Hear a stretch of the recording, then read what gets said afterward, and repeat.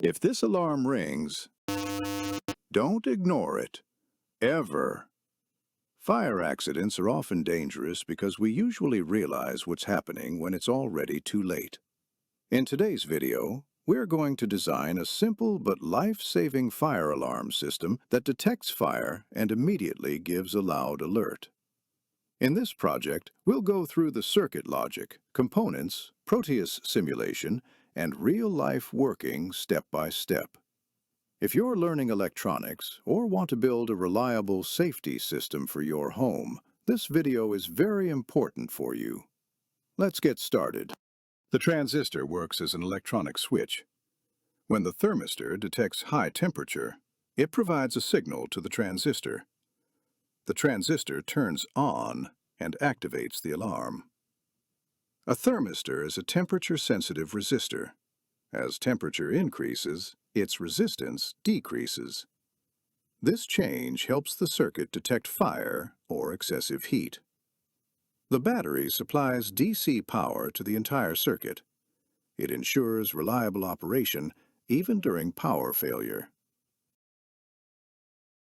The potentiometer is used to adjust the sensitivity of the fire alarm. By changing its resistance, we can set the temperature level at which the alarm activates. This allows fine-tuning of the system according to different environments. The most crucial step in this fire alarm project is making the connections correctly.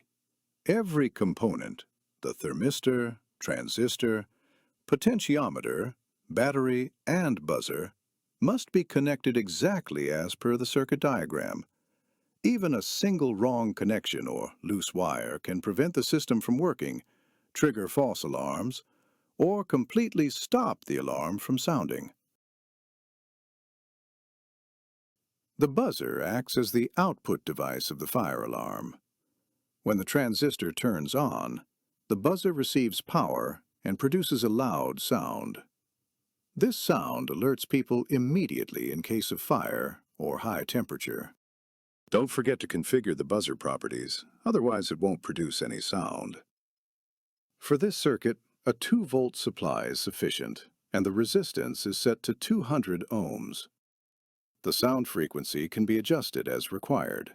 In this setup, I'm setting it to 100 Hz.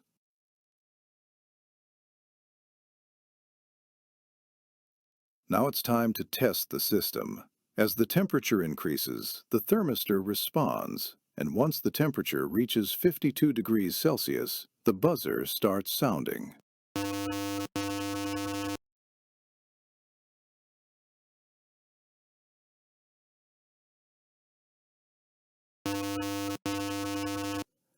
That's it for today's fire alarm project. We designed a simple but life-saving system, learned how each component works, connected everything carefully. If you found this video useful, don't forget to like, share, and subscribe for more electronics projects. Stay safe and keep experimenting.